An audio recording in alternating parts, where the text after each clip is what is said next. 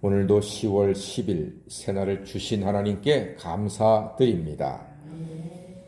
호세아서는 우상을 섬기는 이스라엘을 향하여 선포하는 하나님의 말씀입니다. 하나님은 우상 숭배를 가장 미워하십니다. 우상 숭배를 영적 간음이라고 합니다. 다른 남자를 그리워하고 사모하는 아내를 세상 어느 남편이 사랑하고 좋아하겠습니까?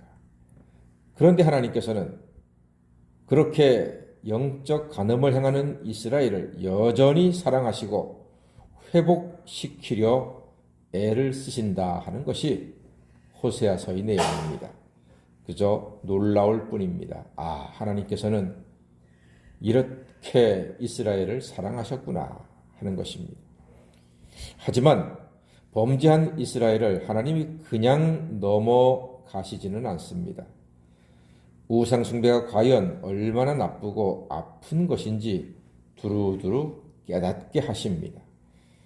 자세히 보면 정말 우상 숭배의 벌이 이런데도 계속 우상을 따르겠나 하는 생각이 들 정도입니다.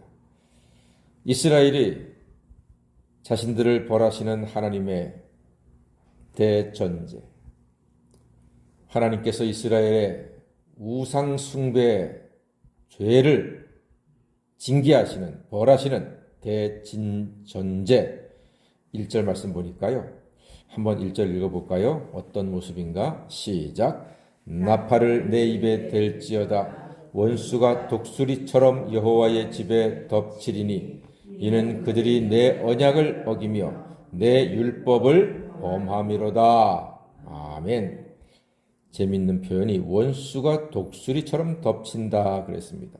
독수리처럼.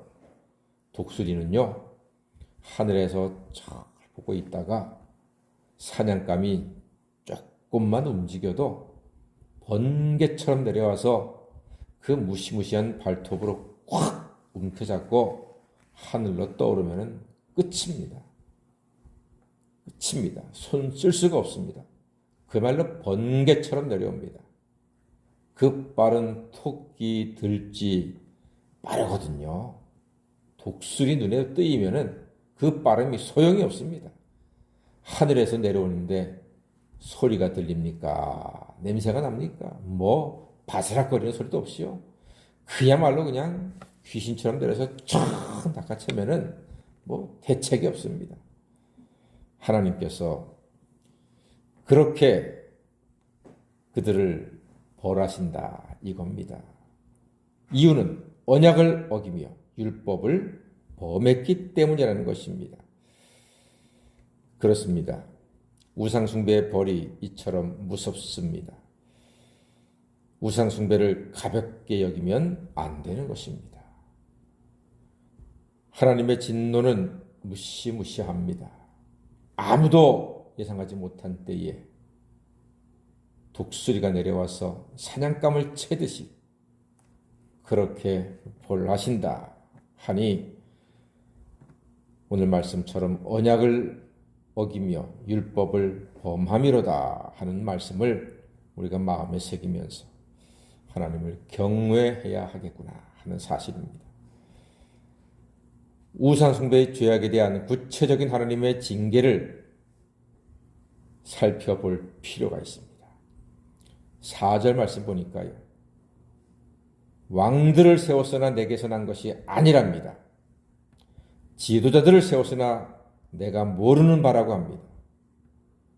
은, 금으로 자기를 위하여 우상을 만들었는데 결국은 파괴되고 말 것이다.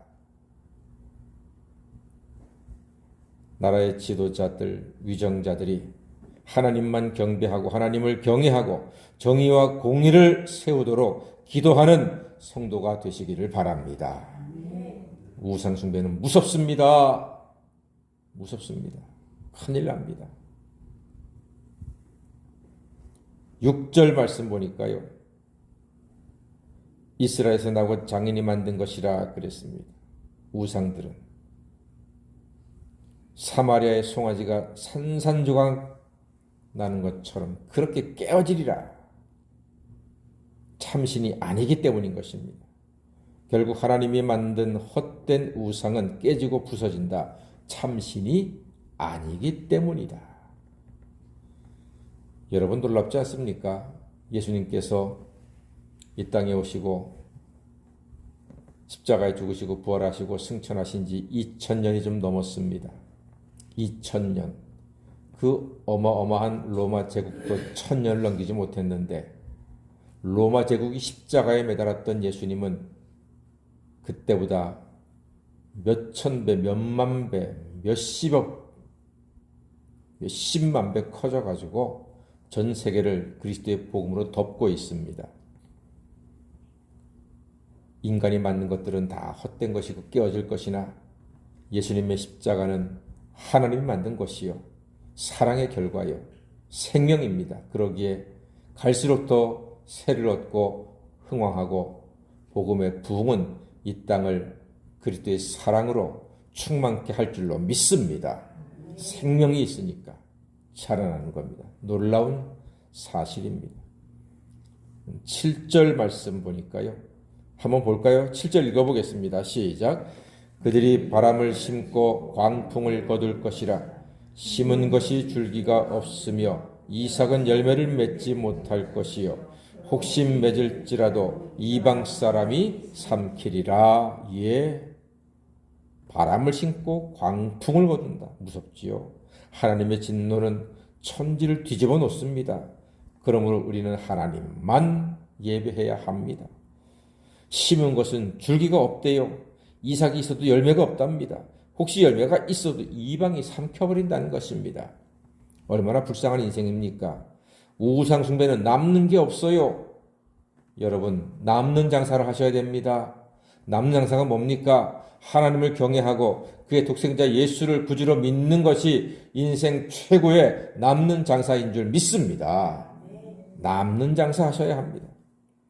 마지막으로 8절 말씀 보니까 이스라엘은 이미 삼켜졌은즉 이제 여러 나라 가운데 있는 것이 즐겨 쓰지 아니하는 그릇 같도다 했습니다. 이스라엘은 우상 숭배를 했더니 하나님이 즐겨 쓰지 않는 그릇이랍니다. 그릇의 사명은 주인이 즐겨 쓰는 것입니다.